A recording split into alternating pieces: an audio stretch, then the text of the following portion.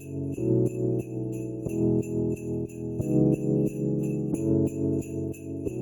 you visiting Florence this January?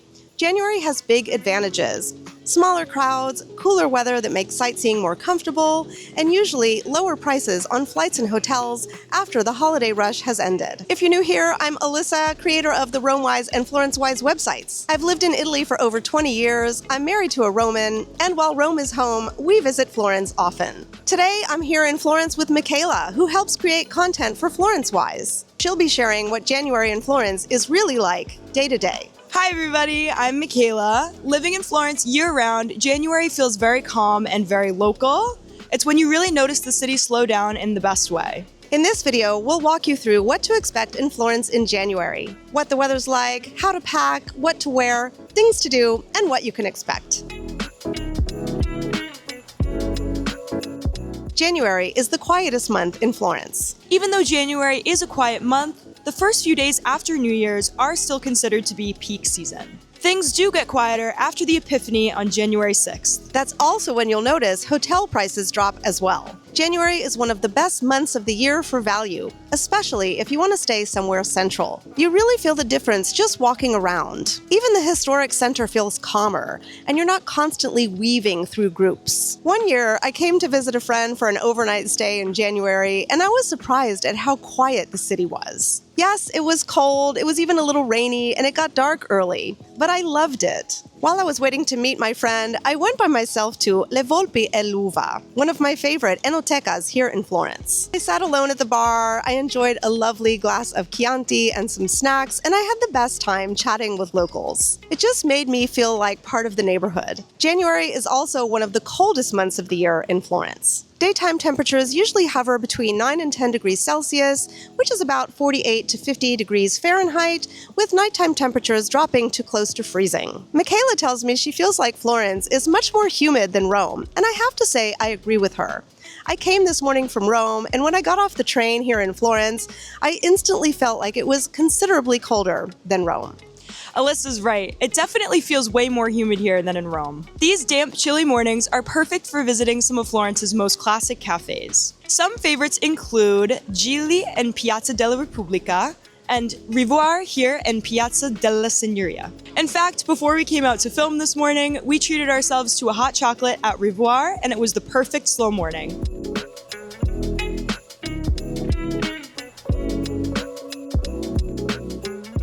We'll often get overcast skies, like today, and some rain. As with Rome, we really don't get too much snow here in Florence. If it snows at all, it might just flurry a little bit. When it does snow here in Florence, it's one of the most beautiful times to see the city. But most of the time, it's just classic gray winter weather. Because daylight hours are shorter, it's smart to plan your outdoor activities for earlier in the day and save museums or indoor visits for later in the afternoon. Bottom line, if you enjoy smaller crowds, quiet streets, and a slower pace, January is the perfect time to visit Florence.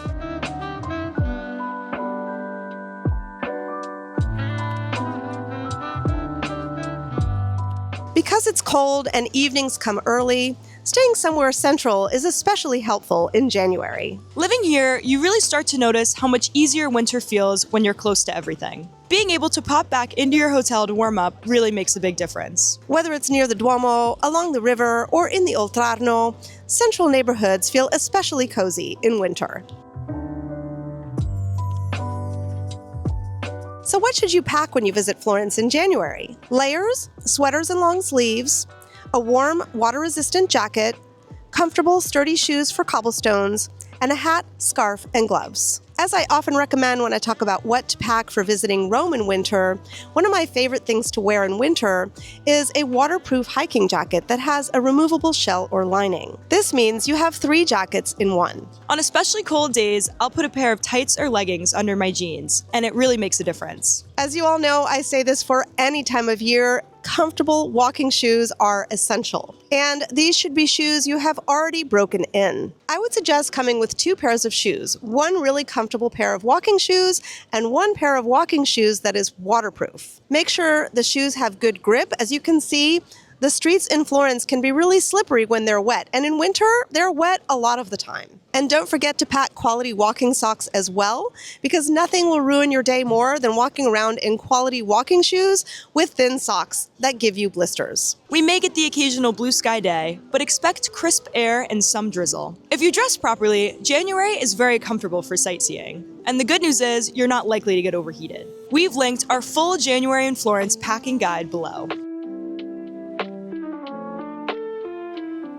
I could say this about every season, but winter is a great time to eat in Florence. This is the time you'll find some of those hearty Tuscan specialties like ribollita and rich ragouts. In fact, I think winter is a great time to take a food tour in Florence. You'll find smaller groups and you'll have more time indoors. One important thing to note is don't assume that because January is quieter that you don't need restaurant reservations. Locals fill the good restaurants year-round. You will always find someplace to eat in Florence, but the best restaurants must be booked in advance. Even though it's winter, there's still plenty to do in January. Major museums like Uffizi and Accademia are much calmer. City strolls feel very peaceful, and you can even enjoy some of the holiday lights through early January. After January 6th, though, they start to come down. The winter sales, or saldi, usually start in early January and run through late February. For specific dates, check our FlorenceWise website, which I'm linking in the description below. Tuscany's thermal hot springs make an easy winter day trip. This is one of my favorite months for just wandering around Florence. You can really enjoy the city without feeling rushed. If you're here in mid-January, Florence hosts Pitti Uomo, which is one of the world's most important men's fashion events. Even if you're not attending the event, you'll notice the street style everywhere. The whole city feels like one big fashion magazine. And during those dates, you'll notice hotel prices rise significantly. Later in the month, on January 26th, Florence celebrates La Fiorita di San Zanobi. One year, Alessandro and I were visiting Florence on January 26th without even realizing that it was an important date. We happened to be here in Piazza della Signoria visiting the Palazzo della Signoria when we heard all of this music, and we looked out onto the square and saw these people dressed in local costume. We were able to come to the door of the palazzo and enjoy the festivities up close.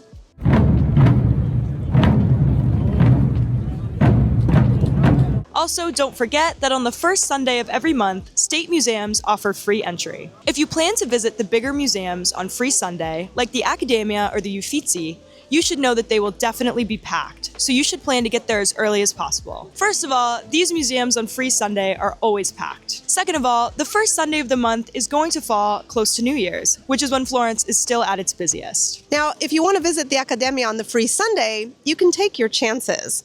But if you want to know the best way to visit the Accademia, watch this video.